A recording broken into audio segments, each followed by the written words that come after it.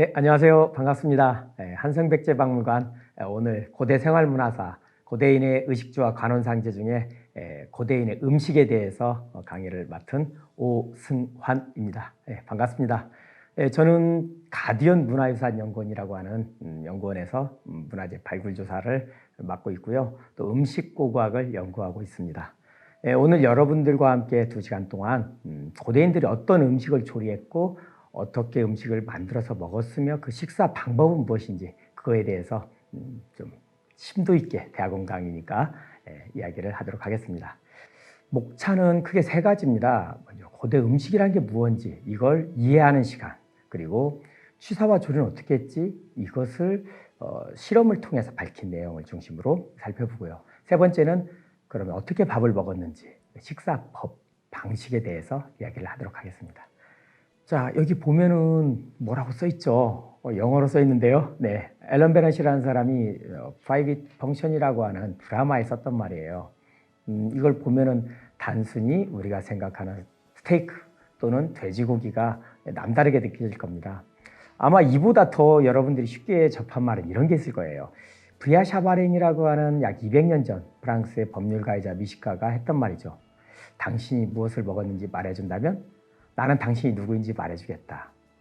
그만큼 전 근대 사회에서 음식이라는 것은 단지 내가 먹고 싶으면 먹을 수 있는 그런 것이 아니라 그 사람의 어떤 주의라든지 경제력 또는 어떤 계급 모든 것들을 말해주는 것이었습니다. 그래서 제가 그걸 넣었는데요.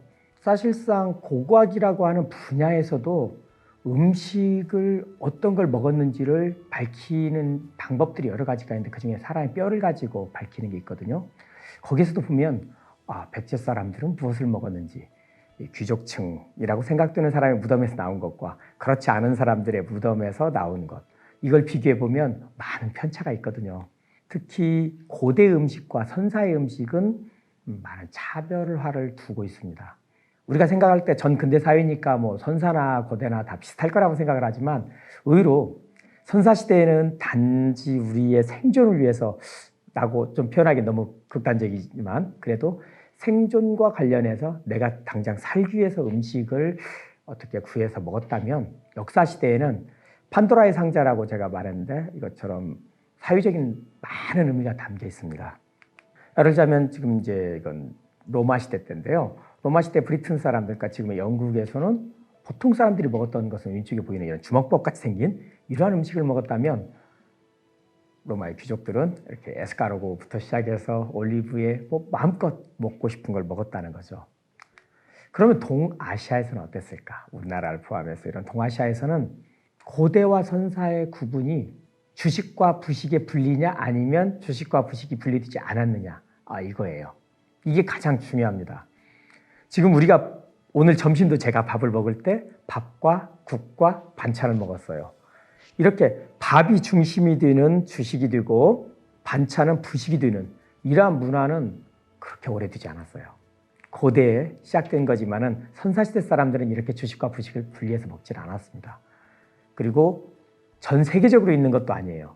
이 동북아시아, 우리나라, 중국, 일본, 베트남 이런 정도의 나라들에서만 나타나는 거고요. 다른 나라에서 미국을 갔는데, 폴란드에 갔는데 거기에서 주식과 부식을 나눈다 이런 건 들어보지 못했을 겁니다.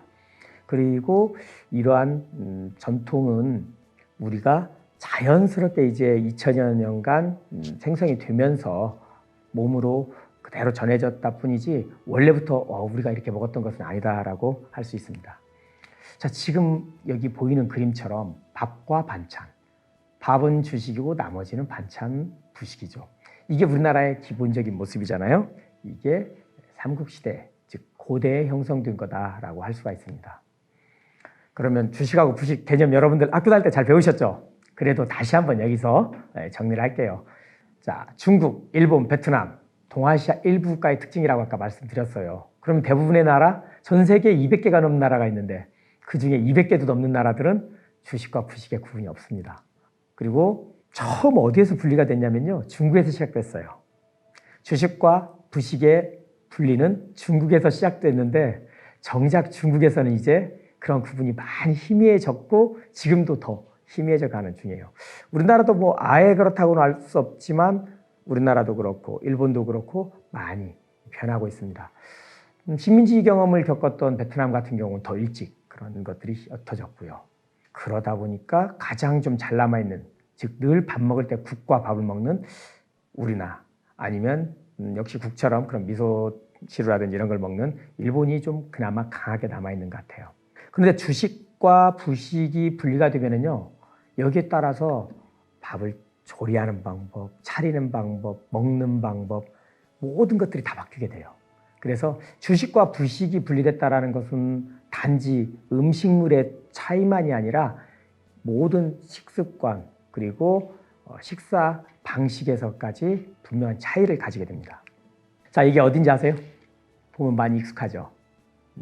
이건 베트남의 일반적인 식사 모습이에요. 가운데 밥이 있죠. 저기에 밥 지은 거 아니에요?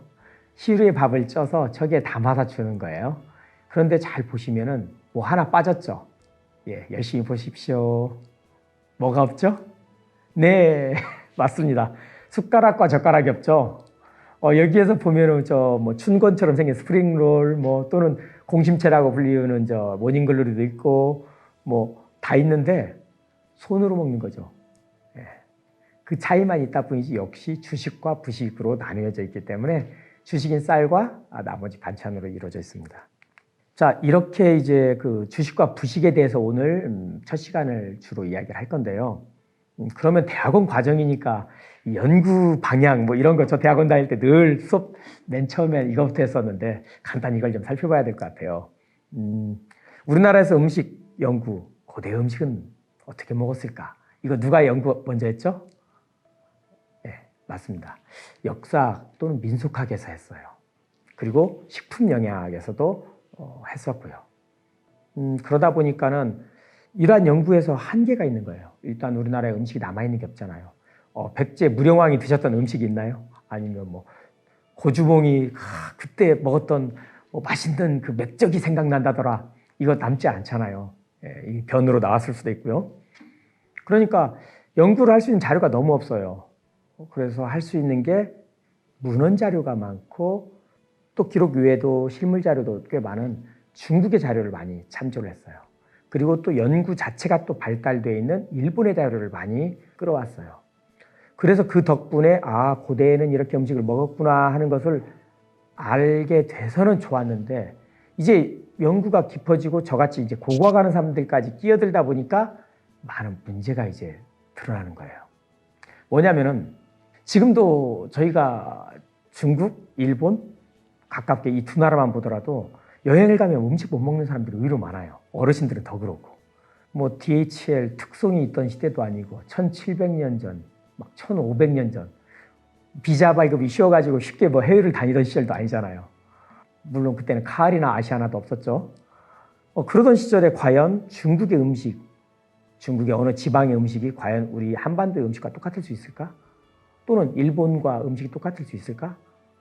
그러한 것들을 고민해보고 의심해본다면 좀 문제가 있다고 생각이 돼요. 왜냐하면 우리가 백제에서 고사리 나물을 먹었어요. 그런데 고사리 나물을 먹었는데 우리는 물에 데쳐서 먹었어요. 그런데 중국에서는 이것을 튀겨도 먹고 볶아도 먹고 했어요. 근데 거기에는 물에 데쳐 먹은 건 없어요. 그런데 중국의 자료를 보고 백제 사람들은 고사리를 튀겨도 먹고 볶아도 먹었구나.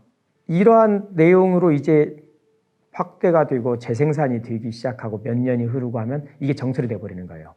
그러면 이제 문제는 뭐냐면 정작 백제 사람들의 음식은 이제 여기 없는 거예요. 그 당시 중국 사람들의 음식이 우리의 백제 음식이냐? 이대로 굳어져 버리는 거죠. 우리의 아이덴티티는 어디에 있을까요? 백제 사람들의 음식은 어디에 있는 걸까요? 이러한 문제가 있어서 저는 이렇게 가져다 쓰는 것에서 다시 한번 되돌아보고 우리가 재검토를 할 필요가 있다라는 생각에 고고학자지만 음식을 연구하게 됐습니다. 사실 음식이라는 게 되게 보수적이거든요. 그래서 지역과 어떤 시대의 차이도 되게 크고요. 그런데 외국의 사례를 이제 검증 없이 무조건 갖다 쓰지 말고 우리도 우리만의 연구법 그리고 우리가 연구할 수 있는 자료들을 제대로 찾아서 한번 해보자라는 생각을 가지고 있습니다. 지금 이게 재미있어서 가장 많이 좀 휘자되는 책이에요. 6세기 초에 가사엽이라는 사람이 중국에서 썼던 책인데 여기에 보면 수인병이라고 하는, 예를 들자면 국수가 나와요. 과연 백제 사람들도 이렇게 밀을 갈아서 국수를 만들어 먹었을까? 국수는 이 당시에 백제에 없었죠. 그러니까 우리가 이러한 책을 보고서 그대로 따올 수는 없다라는 것을 말씀드리는 거죠. 그러다 2000년대 들어서 고고학계에서도 이제 우리도 음식을 연구한다 하면서 고고학자들도 한성백제박물관처럼 박물관 특강이라든지 뭐 아카데미라든지 이런 데에 가끔씩 나와서 이제 음식에 대해서 이야기를 한다고 하는 경우가 있었어요. 한 20여 년 됐는데 계속 이제 누적이 되면서 저에게 많은 분들이 좀 이런 질문을 합니다. 아니, 음식을 연구한다고 해서 왔는데 왜 음식은 없고 식물명, 동물명만 나열하고 끝입니까? 그래서 저도 좀 당황스러웠던 적이 있는데, 왜냐하면은 그동안에 우리가 음식을 이야기한다면 동물고고학자나 식물고고학자들이 주로 나와서 음식을 이야기했어요. 그러다 보니까 동물고고학자들은 자기가 발굴했던 유적 또는 다른 데서 발굴되어서 분석 의뢰된 동물뼈, 생선뼈를 가지고 여기는 복어뼈, 이것은 고등어뼈, 또는 이건 사슴뼈, 노루뼈, 이걸 밝히는 것을 하는 분들이 음식을 말하다 보니까 사람들은 그러니까 노루로 부어 먹은 거예요, 쪄 먹은 거예요, 회를 쳐 먹은 거예요, 이걸 궁금해하는데 노루뼈, 사슴뼈 나왔습니다.로 끝나버린다는 거죠. 그러니까 이걸 음식이라고 생각하는 사람들에게서는 좀 많이 부족한 감이 있었던 거죠. 식물고고학도 마찬가지죠. 어떤 식물들이 나왔다고 하는 것들이 씨앗으로 남는 경우가 드물게 남아있고 아니면 꽃가루를 통해서라든지 다른 여러 가지 이제 분석을 통해서 밝혀지는데 이 역시도 종명의 나열이지 그 자체로 이런 쓴바귀 씨앗이 나왔으니 쓴바귀를 그럼 어떻게 해먹었을까 이런 것까지는 밝히지 못했죠. 그런 것들이 좀 한계가 있었던 거죠. 예를 들자면 이런 게 있습니다. 원주 법천리라고 하는 유적에서 무덤 안에서 백합조개가 나왔다. 또는 뭐 풍납토성에서 백합조개가 나왔다. 자, 그러면 어떻게 생각하겠어요? 백합조개는 바다에서 자라는 건데 여기에서 나왔으니까 그 당시에 상당히 의미가 있다. 그렇죠. 정치적으로 어떤 영역이라든지 또는 교역관계로서도 중요한 의미가 있지만 음식 자체로는 큰 의미가 물론 없는 건 아니지만 그리 중요한 사항은 아닌 것 같아요. 그래 나왔지. 근데 이걸 어떻게 해먹었지? 뭘 해먹었지? 이거에 대해서는 연구의 중요한 대상은 아니니까요. 그래서 우리가 어떤 것들이 나왔다라고 하는 것들, 어떤 것들이 출토되었다라고 하는 것은 중요한 의미를 갖지만 그 자체로서 음식은 아니기 때문에 고고학에서의 음식 연구에 대해서 그동안 많은 비판들이 이런 데 있었던 거죠. 그러다 보니까 이제 민속 자료나 민족지 자료들을 많이 좀 갖다 쓰는 경우가 있습니다. 뭐냐면은 이 다음 장에서 제가 그림으로 보여드릴 텐데 현재 또는 전 근대 사회에서 먹는 음식들을 보여주면서 그래 이것이 고대에도 먹었을 거야 라고 하는데 거기에서도 많은 문제가 좀 있거든요. 그래서 이러한 것들을 해소하기 위해서 2010년대부터 이제 실험고고학이 사용되고 그리고 자연과학 분석을 많이 사용하게 됐습니다. 이걸 통해서 고대 사람들은 어떤 재료를 어떻게 가지고 취사도 하고 음식을 만들어서 식사 방식은 어떤 식으로 했던 건지 이걸 밝히기 시작했습니다. 자, 이제 한번 볼게요. 자, 발굴된 동식물의 종과 음식의 상관관계라고 했는데 아까 말씀드렸듯이 이렇게 백합조개가 나왔고 뭐가 나왔고 그러다 보니까 이것으로 끝나버리는 거죠. 그런데 이것을 어떻게 먹었는지는 알 수가 없는 거죠. 그러다 보니까 현재 쓰이고 있는 용봉탕을 사진을 넣어서 이렇게 먹었을 거다라고 이제 추정을 하게 되는데 여기에서 문제가 있어요. 지금부터 12,000년 전쯤 되면 이제 빙하가 물러가고 후빙기, 지금의 홀로세가 돼요. 온도가 지금과 물론 중간중간에 더 춥고 더웠던 때도 있지만은 거의 비슷해지고 기후 환경이 비슷하다는 건 서식하는 동물이나 식생하는 식물들이 다 비슷해졌다는 거예요. 지금과. 오늘날과 큰 차이가 없다는 것은 저런 자료들을 보여줬을 때 그래 지금도 자라가 자라니까 지금도 백합이 자라니까 당연히 먹었겠지. 감흥이 없다는 거죠. 보시는 분들이. 그래서 그걸 어떻게 먹었다는 거지? 를 말해주질 못하니까. 자, 발굴해보면 무덤에서 이렇게 나오죠. 왼쪽엔 닭뼈 같고 오른쪽엔 무슨 생선뼈 같고 밑에는 고등 같고 이런 걸 넣어줬겠죠. 그러면 그동안은 이건 닭이 나왔다로 끝났어요. 어느 부분을 잘라서 넣었다. 그런데 이제 이걸 어떻게 조리를 했는지, 찜을 한 건지, 그리고 이것을 볶은 건지, 어떤 조리를 했는지를 밝혀야 된다는 거죠. 왜냐하면 우리도 제사 음식을 한번 볼까요? 자, 보십시오.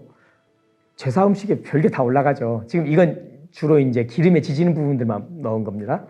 자, 이렇게 제사 음식을 해서 넣는데 종류도 다양하고 조리법도 다양하죠. 그런데 그저 어떤 종, 어떤 생명체, 어떤 생물 종인지만 밝히는 것은 좀 한계가 있다라고 할 수가 있습니다.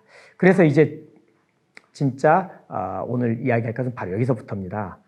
그렇다면은 아까 말씀드렸듯이 자료는 많지도 않고 실제 우리가 밝힐 수 있는 것들은 한계가 있는데 뭘 어디서부터 시작을 해야 될까? 이런 고민을 할 겁니다. 그래서 취사와 조리 부분을 먼저 연구를 해봤죠. 자, 화덕, 부뚜막, 조리용기, 토기를 말하는 거죠. 이런 것들이 발굴해보면 유적에서 엄청 많이 나옵니다.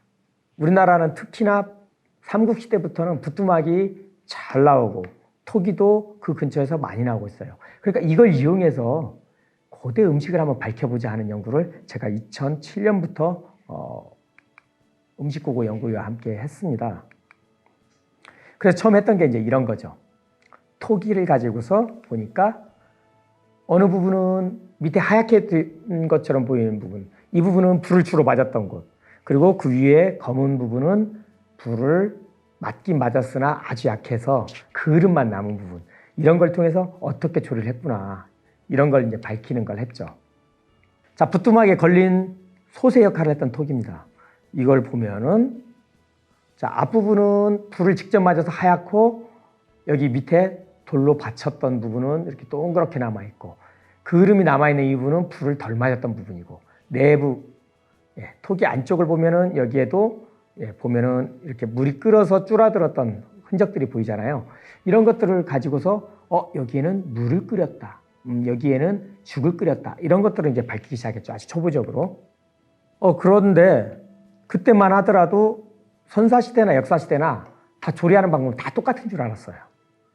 그래서 선사시대 조리하고 역사시대 조리하고는 시설만 달랐다. 선사시대에는 그냥 우리가 흔히 노지라고 부르는 화덕에다가 조리를 했고 역사시대가 되면 부뚜막을 사용하고 이 차이만 있다라고 생각을 했어요.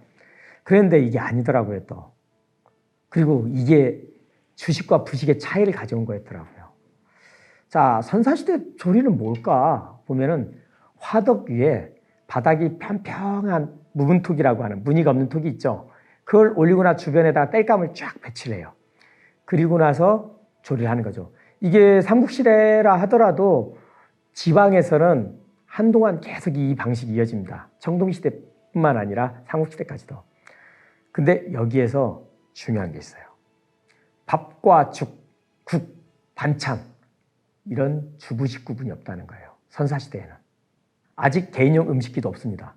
그런데 이제 박물관 전시 보면은 개인용 식기 해가지고서 청동기 시대에도 막 나오고 하는데 개인용 식기 그거 아닙니다. 잘 몰랐으니까 이제 그러는 건데 이 당시에는 음식을 만드는 토기에 음식기 분화가 없었다. 즉 밥을 하면은 한 그릇에 부어서 같이 먹었던 거지 네 그릇 내 그릇을 나눠서 먹질 않았다라는 거예요. 그러니까 쉽게 생각하면 이런 거죠. 우리가 햄버거집 가서 햄버거 하나로 딱 먹을 때 김치도 필요하고 반찬류들이 좀 있어야 되고 국도 좀 필요한데 미역국도 좀 햄버거 먹을 때 같이 먹었으면 좋겠어. 이런 어르신은 계실지 모르겠지만 보통 우리는 햄버거 하나로 끝나죠. 또는 기껏 소스를 찍어 먹는 정도죠.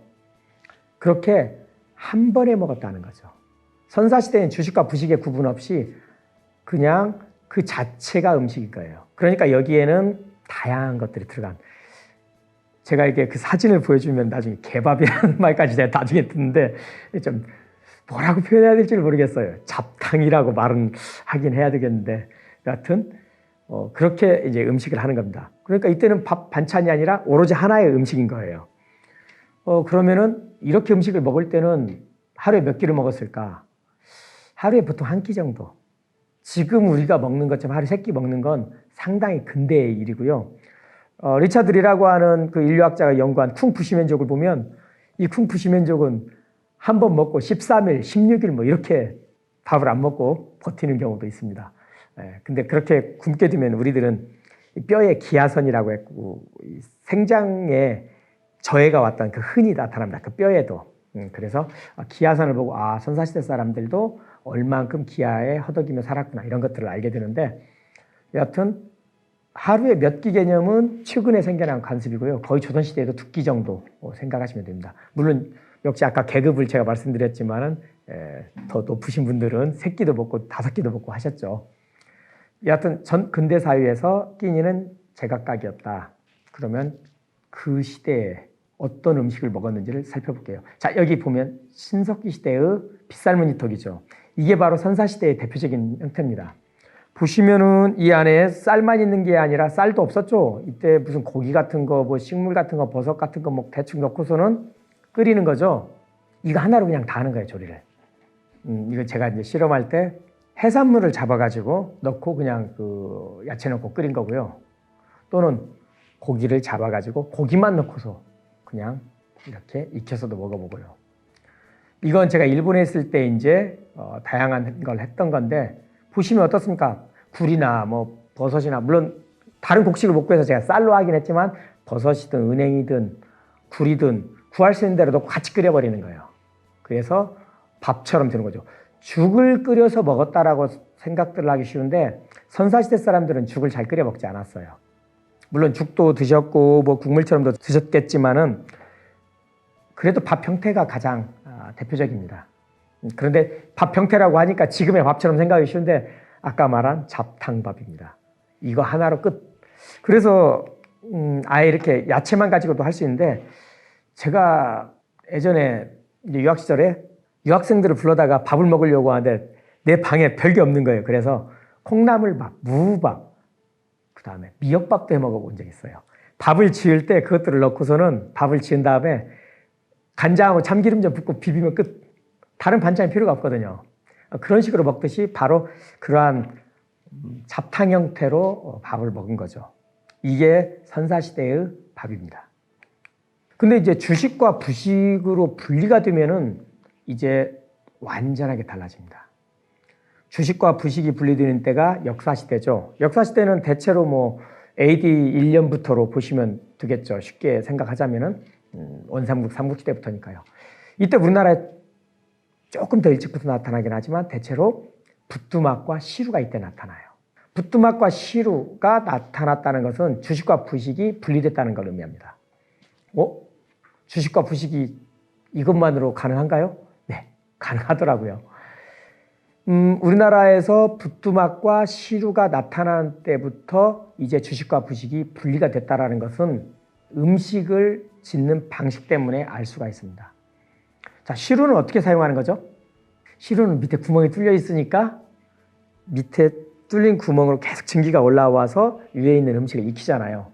그런데 우리는 시루니까 여기에 뭐 고기도 쪘을 수 있고 또는 생선도 쪘을 수 있고 뭐 야채를 찔 수도 있고 또 뭐가 있을까요? 뭐 하여튼 뭐 여러 가지를 찔 수 있죠.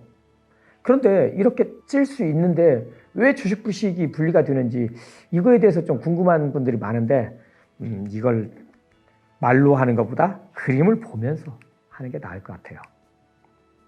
자, 봅시다. 여기 보시면은 밑에 긴 항아리 하나 있죠. 이 긴 항아리가 있는데 이 긴 항아리에 물을 넣고 끓이는 거예요. 그리고 지금 여기 이것은 부뚜막입니다. 부뚜막 아궁이에서 불을 지금 피우는 거예요. 그럼 물이 막 끓죠. 근데 이 위에 시루가 있어요. 이 시루에 뭘 넣느냐면 곡식을 넣어요. 쌀일 수도 있고 쌀과 보리일 수도 있고 또는 좁쌀만 또는 좁쌀과 보리와 콩을 같이 넣을 수도 있죠. 그런데 잘 보시면 아까는 여기에 여러 가지를 다 넣었잖아요. 이제 오로지 곡식만 넣는 거예요. 곡식만 넣어서 익힌다는 거. 그러니까 여기에는 곡식만 있는 거예요. 시루에 곡식만 익히는 방식이 생긴 거예요. 그러다 보니까 곡식만을 먹는 거예요. 그게 바로 밥인 거죠. 곡식만을 먹는 것, 바로 밥. 이 밥을 먹으려면 이제 국과 반찬은 따로 구해야 되는 상황이 된 거예요. 아까는 같이 해버리니까 크게 걱정할 게 없었는데 이제는 반찬을 만들어야 되는 상황이 생긴 거죠. 자, 그러면 다시 한번 리뷰를 하자면은 바닥이 평평한 화덕에 무문투기를 사용했던 선사시대와 달리 부뚜막으로 음식을 조리하면서부터는 이제 밥을 짓게 되었다.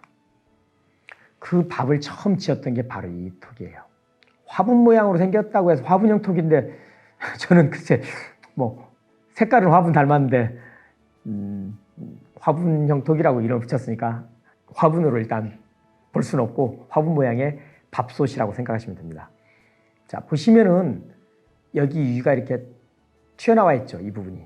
이 튀어나오는 이 부분이 오늘날 솥거리, 솥 옆에 전이라고 달려 있잖아요. 튀어나온 그런 거리를 하는 부분입니다. 근데 얘는 실제 그 거리는 쓰진 않았어요. 오로지 밑에다가 받쳐놓고 여기에 그냥 바닥에 세워놓고 나서 불을 피운 거예요. 그래서 그 그림이 여기만 지금 남아 있습니다.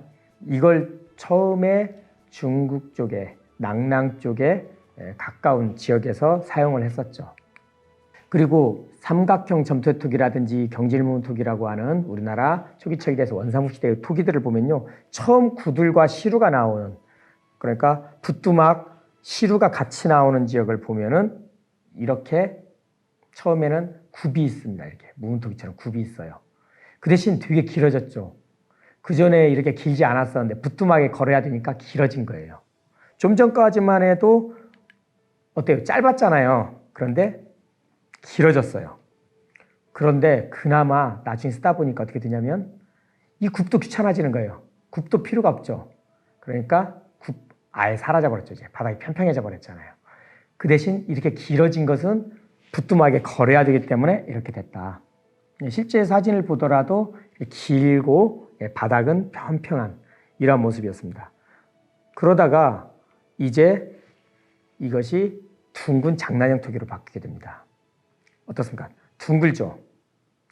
이렇게 둥근 장난형 토기로 바뀌고 이것을 시루를 얹어서 사용하는 겁니다. 제가 직접 실험했던 건데요. 나름 14년, 15년 전이니까 저도 좀 젊었을 텐데 여기에 먼저 좀 전에 보셨던 항아리, 이걸 장란형, 긴 계란 모양이라고 해서 장란형 토기를 먼저 걸고요. 여기에 물을 붓습니다. 그런 다음에 시루를 얹어요. 시루를 얹은 다음에 시루에는 이렇게 좁쌀이라든지 콩이라든지 팥이라든지를 넣었어요. 곡식을 넣었어요. 이렇게 하고 나서 이제 물을 끓입니다. 부뚜막에서 물을 계속 끓이죠. 그러면 위에 있는 시루에 곡식들이 있게 되는 거죠.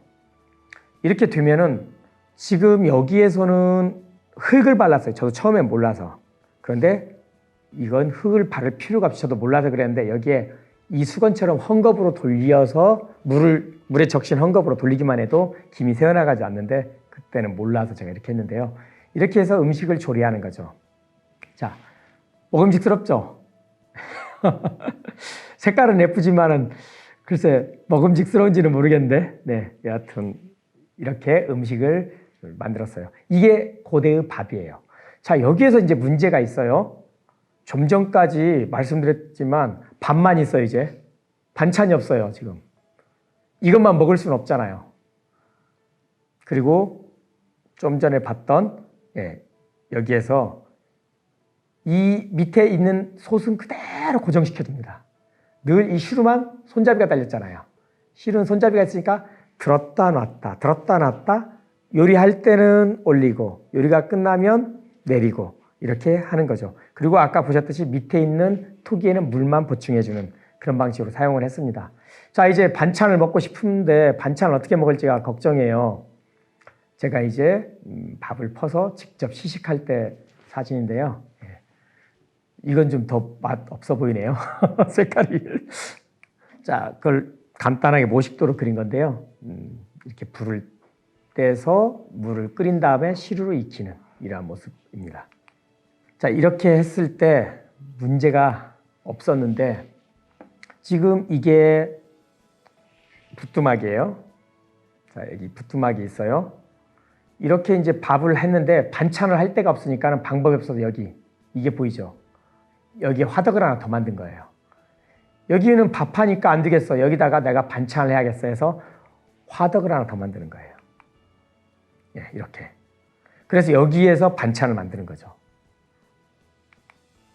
자, 여기에선 반찬을 이렇게 화덕에서 바닥에서 끓이고 부뚜막에서는 밥을 하고 이런 방식으로 했던 거예요.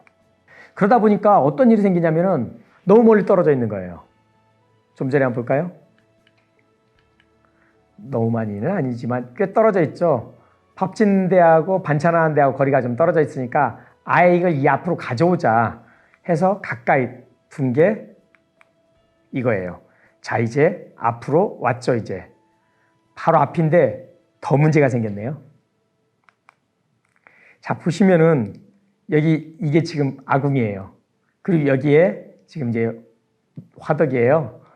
여기에 불을 피우면 여기에 밥을 지을 수가 없고 여기에 밥을 지으면 얘에 불을 피울 수가 없어요. 너무 가까워서. 여기에서 지금 불을 피워야 되려면 사람이 여기 있어야 되거든요. 엉덩이에 불 붙겠죠. 예, 쉽지가 않은 거예요. 그래서 이 방식도 다시 바뀌어요. 짜잔. 아예 이제 화덕을 따로 두지 않고 밥 짓고 난 다음에 거기에 남은 잔불로 여기에서 직접 조리를 해버리는 거예요. 그러다 보니까 이제 이때부터는 부뚜막 안에 아궁이 안쪽에다가 이렇게 돌을 깔아서 직접 이걸 올릴 수 있게 아궁이 안에 바닥에 돌을 깔기 시작하는 거예요. 아까 이게 따로 떨어져 있었잖아요. 이렇게 돌 까는 부분이. 이게 이런 식으로 나타나기 시작하는 거죠. 그런데 이 전통이 되게 오래 가요. 그래서 조선시대에도 보면은 이렇게 앞에 그릇을 종지를 놓고서 데필 수 있게 이런 공간을 만들었는데 일본도 역시 똑같습니다. 일본도 역시 잘 보시면 부뚜막이 아궁이 앞에 일홀이라고 해서 얘네들이 하는 방식처럼 이 밑에 돌을 깔고 여기에 불씨를 그대로 끄집어내고 요걸 내려요. 그러니까 여기에서는 밥을 짓고 여기 이 냄비는 내려서 여기에 불씨로 익히는 거죠. 일본도 역시 지금까지도 전통적으로 이 방식이 사용된 거죠. 이렇게 이제 발전하는 겁니다. 그러면은 삼국시대에 이제 밥 짓기 그리고 음식을 조리하는 거에 대해서 보면은 장난형 톡이라고 했던 밑에 길다란 톡이 있죠. 거기에는 물을 끓여서 그 증기가 시루로 올라가게 만드는 거죠. 시루는 곡식을 담아서 밑에 올라오는 증기로 음식을 쪄서 밥을 짓는 거죠. 근데 이렇게 해서 보니까 수분이 적은 고두밥이 되는 거예요. 근데 이것은 그럴 수밖에 없는 게 그 당시에 숟가락과 관계가 깊어요. 이따 이 다음 시간에는 숟가락을 가지고 이야기를 하겠지만은 숟가락을 쓰지 않고 손으로 먹기 때문에 이렇게 고두밥인 겁니다. 그리고 시루에는 밥 말고도 구근류라면 뭐가 있죠? 구근. 구근은 뭐가 있을까? 무도 구근인가? 뭐 이렇게 생각이 들 텐데 당근도 구근일 텐데 마도 이렇게 뿌리 식물들이 구근이죠. 그리고 견과류, 뭐 밤을 찐다든지 이럴 때도 시루에 칠 수 있죠. 또 각종 열매라든지 생선, 육류. 우리가 뭐 가오리 같은 경우도 가오리찜 이렇게 해서 찌지 않습니까? 또는 고기도 쪄서 먹잖아요. 우리 수육 또는 뭐 왕족발, 보쌈 같이 먹는데 보쌈이 바로 찌는 겁니다. 이렇게. 이렇게 바로 생선, 육류 등을 시루에 찌기도 했다. 밥 말고도.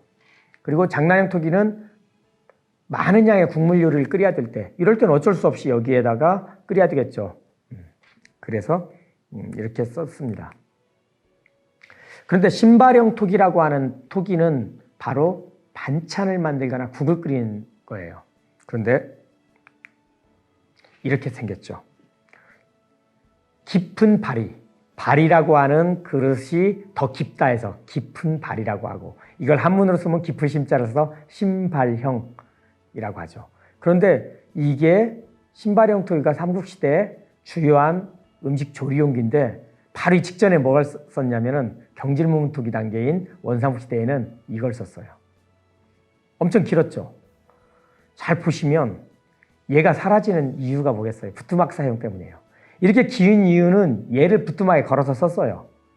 그런데 이제 부뚜막에 걸어서 쓰는 것은 장난형 토기로 바뀌니까 얘를 써먹을 데가 없잖아요. 얘의 키가 낮아지는 거예요. 이렇게. 왜 낮아지죠? 부뚜막에 아궁이 속으로 들어가야 되니까. 부뚜막 아궁이 밑에서 이제 밥 짓고 난 불씨로 음식을 조리해야 되니까 낮아져야 되죠. 아궁이 안으로 들어가야 되니까 대신 넓어져야죠. 얘보다 넓어졌죠. 그 대신 낮아졌죠. 그러니까 이제 신발형 토기는 아궁이 안에서 또는 아궁이 앞에서만 조리하고 여기에다가 반찬, 국 이런 걸 음식을 만들었고 시루에다가는 밥만 했던 거죠. 그러니까 삼국시대 음식은 바로 이 패턴으로 음식을 조리를 했던 거죠. 네, 보시면은 이렇게 하는 겁니다. 물론 아궁이 안에다 넣고도 충분히 할 수 있고요. 깊이 들어가죠. 자, 보시면 어떻습니까? 아궁이보다 훨씬 낮으니까 아궁이 안쪽으로 들어갈 수가 있잖아요. 높이를 보시면은. 그러니까 여기에서 음식을 조리를 하는 거죠. 익혀서. 여기서 죽도 끓여보고 다양한 걸 해봤는데요. 네, 잘 끓어 넘치고 있습니다. 아궁이 안쪽에 넣어보니까 어떻습니까? 불씨가 생각보다 많이 남아있죠. 그리고 여기 보면은 지금 이것보다 더 올리기도 한데요. 불씨가 식기 전에 여기 이 정도 위에까지 불씨를 덮어주는 거예요. 그래서 불씨를 덮어주면 더 많은 열 효율을 받을 수 있겠죠. 이렇게 여기 위에까지 불씨를 덮어서 쓰기도 하고 이 신발형 토기는 다양한 음식 조리가 이루어졌습니다. 그런데 보시다시피 이렇게 손잡이가 달린 것들도 좀 나와요. 왜 그러겠어요? 자, 여기에 넣었는데 여기 같은 경우 상관없지만 이 아궁이 앞에 이렇게 놓고 난 뒤에 집으려고 하면 되게 뜨겁잖아요. 뜨거운데 두 손을 아궁이 안쪽에 넣어서 이렇게 빼려면 힘들잖아요. 그러니까 이렇게 손잡이가 달려있으면 얼마나 편리하겠어요. 손잡이만 잡고 쑥 빼면 되니까. 그래서 이 신발형 토기에 손잡이 달린 사례들이 점점 늘어나는 거죠. 사람들은 자기의 편리에 맞게 계속 개량을 하는 거니까요. 그래서 신발형 토기에 무엇을 했는지는 아까 말씀드렸듯이 다양한 걸 만들었는데 그 중에서도 제가 겉과 안쪽에 흘러넘친 흔적, 그 다음에 수분이 줄어드는 흔적 이런 걸 보니까 국물, 그 다음 죽 이런 것들을 조리했고요. 그 다음에 여기에 불타서 달라붙은 그러니까 탄착흔이라는 게 불탄 눌러붙은 흔적들입니다. 그걸 보면은 여기에 반찬을 했구나. 다양한 쓰임새가 있었구나. 그런데 이 신발형 토기가요. 보시면 여기에 밥을 지으면 될까요? 안 될까요? 아까 시루에 밥을 짓는데 여기에는 밥을 지으면 될까요? 안 될까요? 잘 돼요. 충분히 잘 됩니다. 그런데 시루하고 장난형 토기에다 밥을 하는데 굳이나 여기다 밥을 왜 짓겠어요? 정말 급할 때는 여기다 지을 수 있겠죠. 저 자취할 때 고등학교 때 냄비에다 밥해서 먹었거든요. 밥솥에다 하려니까는 누룽지가 안 생기는 거예요. 전 누룽지 이렇게 좋아하는데. 그래서 냄비에다 밥했는데 바로 신발형 토기는 이 만능 냄비인 거예요. 냄비. 그러니까 여기에 밥을 해도 돼요. 그런데 굳이나 필요할 때 외에는 안 했던 거죠. 그래서 여기에는 국, 죽, 찌개 또 다양한 음식을 만들어서 요리를 했던 거예요. 이 안에 뭐 들어있는지 보이시죠? 바지락 살입니다. 조개를 넣은 거고요. 조개탕도 끓이고 또는 뭐 이렇게 나물을 넣고서 데치기도 하죠. 취나물이라든지 이런 것들 넣고서 데쳐서도 먹을 수 있고. 그러니까 여기에 다양한 조리를 하는 거예요. 그래서 자 보시면 여기 보시다시피 긴 장난형 토기에 물을 끓여서 시루에서 밥을 하고 여기에서는 국을 끓이고 여기에서는 반찬을 볶는 거예요. 이런 식으로 재를 이용해서 불씨가 있는 재를 이용해서 동시에 하나의 세트로서 요리가 이루어진 거죠.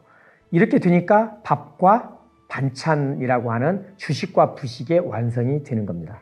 그 전에 오로지 이렇게 생긴 그릇 하나만으로 선사시대에는 잡탕 형태의 표현이 참 그러네요. 잡탕이란 말 말고 좀 더 고급 언어를 좀 생각해 봐야 되겠는데 복합 음식, 제가 아마 글에다가 복합 음식이라고 썼는데 좀 맛이 안 살아나더라고요. 글의 맛이. 그래서 복합 음식이란 말은 입에도 잘 안 붙네요. 그것보다 좀 잡탕이라고 하게 됐는데 여하튼 이렇게 함으로써 드디어 우리는 주식과 부식이 분리된 음식으로 삼국시대에 드디어 우리가 지금 먹는 것처럼 식사를 하게 됐다라고 하는 것을 말할 수 있습니다. 그리고 고대의 시루에 떡을 해 먹었을까를 제가 팁으로 하나 넣었어요. 뭐냐면은 사람들, 심지어는 제 결혼식 주례를 서셨던 교수님도 그러시더라고요. 아, 이 친구는 떡을 해먹는 시루를 가지고서 삼국시대의 떡을 해먹던 시루로 논문을 썼던 친구라고. 아, 저희 교수님도 제가 뭘 논문을 썼는지를 모르시는구나 하는 생각이 들었는데, 삼국시대에는 떡을 안 해먹었어요. 시루에다가. 떡은 먹었는데 시루에다가 안 해먹었다는 거죠. 어떻게 그러면 떡을 해먹었을까? 그걸 말씀드릴게요. 짜잔. 자, 이 시루를 보면은 당연히 여기에 떡을 해먹었을 거라고 생각하는데, 이런 떡은 저런 시루에 해먹어야 되는데 뭐가 문제일까? 쌀가루가 없어요. 자, 여러분들, 우리가 가루를 내는 것은 뭐가 있죠? 아, 네, 맞아요. 갈돌. 갈돌에 갈아서. 그런데 이 갈돌에 이렇게 갈아서 하는 게 신석시대 보이고 청동기 시대에도 막 보이다가 어느 순간 청동기 시대에 갈돌이 사라져요. 자, 고려시대부터 맷돌이 나와요. 막 갈아서 이렇게 쓰면 되죠, 맷돌에. 그럼 그 사이에 자, 곡식을 가는 게 뭐가 있죠? 갈돌과 맷돌 사이에 곡식을 가는 거. 뭐 방앗간 가서 빻으면 되긴 해요. 아니면 잠시 유럽 가서 풍차에 좀 돌려와도 되고. 그러기는 좀 어렵겠죠. 쌀 가루를 만들 수 있는 도구가 없어요. 희한하게 쌀가루를 쓰질 않았던 것 같아요. 그래서 학자들은 이렇게 말을 해요. 아, 절구 있잖아요. 절구 이렇게 찌우면 되잖아요. 물론 절구에 찌어도 되는데요. 절구는 주로 도정, 그러니까 쌀의 껍질을 벗기거나 보리의 껍질을 벗기거나 껍질을 벗길 때 쓰고요. 이 절구질로 쌀 가루를 내겠다 한다면은 불가능하진 않은데 엄청 힘듭니다. 거의 그럴 필요는 없었을 것 같고요. 그래서 쌀가루가 없기 때문에 시루떡이 어렵다라고 생각이 돼요. 그러면 떡을 안 해먹었느냐? 그렇진 않죠. 떡은 해먹었어요. 그러면 어떻게 해먹었을까 보면은, 자, 지금 저 1900년대의 우리나라 사진을 보면은 지금 어처구니를 잡고 계시는 할머님이 계신데, 이 맷돌 없이 떡을 하는 방법은 뭐냐면요. 아, 이건 고려시대 참 맷돌이네요. 이전에 맷돌이 우리나라는 없어요. 물론 낭랑에서도 한나라 때 맷돌이 있다고는 하지만 제가 실물을 보진 못했고요. 자, 먼저 쌀을 쪄요. 삼국시대 역시 쌀을 쪄요. 그리고 나서 쌀이 쪄지잖아요. 짜잔, 품종이 바뀌었어요. 쌀의 색깔이. 이건 흑미가 좀 들어간 건데 떡매로 찌는 거예요. 또는 절구로 쪄도 돼요. 그러니까 쌀 가루를 낼 필요가 없는 거죠. 쌀을 마구 찌는 거예요. 밥을 해서. 밥을 한 쌀을 막 찌우면 어떻게 되죠? 우리 많이 봤죠? 인절미. 인절미 보셨잖아요. 네. 바로 이런 형태가 되는 거예요. 인절미 형태. 쌀을 찌어서 나중에 한 덩어리 한 덩어리 길게 뺀 것이 바로 인절미처럼 되는 거고요. 이것을 자르니까 절미가 되는 거죠. 그래서 인절미처럼 이렇게 떡을 만들어 먹었던 거예요. 그러면 콩고물이나 이런 고명들을 넣는 것은 달라붙지 말라고 이렇게 하는 거지, 여기에 토핑을 뭘 올리면 맛있겠어? 처음부터 그 생각을 했던 것은 아닌 것 같아요.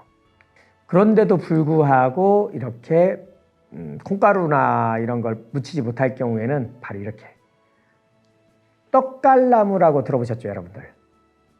떡을 싸는 갈잎, 참나무 잎 중에서 떡갈나무 잎이 주로 많이 쓰였어요. 그래서 떡갈나무 잎으로 이렇게 싸서 먹거나, 또는 의령의 만개떡이라고 혹시 들어보셨을 거예요. 거기도 보면은 이렇게 만개잎 같은 경우 매끈하고 잎이 넓적하니까 싸기 좋죠.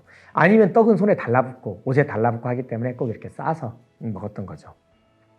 그럼 송편처럼 그런 건 어떻게 먹죠? 이 단위 하나하나를요 넓게 펴서 만두피처럼 펴요. 그리고 고명을 넣고, 안꼬라고 하는 건 일본말이니까 안에다가 내용 소를 넣고 덮으면은 이렇게 되는 겁니다. 송편처럼. 이렇게 해서 떡을 만들어 먹었던 거예요. 그러니까 맷돌이 없었던 시절에 떡을 만드는 방식은 그거기 때문에 삼국시대에는 시루에 떡을 직접 우리처럼 시루떡을 해 먹었던 것이 아니라 밥을 지어서 그걸 찌어서 찐 밥으로 떡을 만들어 먹었던 것입니다. 그래서 시루를 보면 뭐 떡 찌는데 아예 무관했던 건 아니지만 떡 자체를 찌던 도구는 아니었다라는 것을 알 수가 있죠.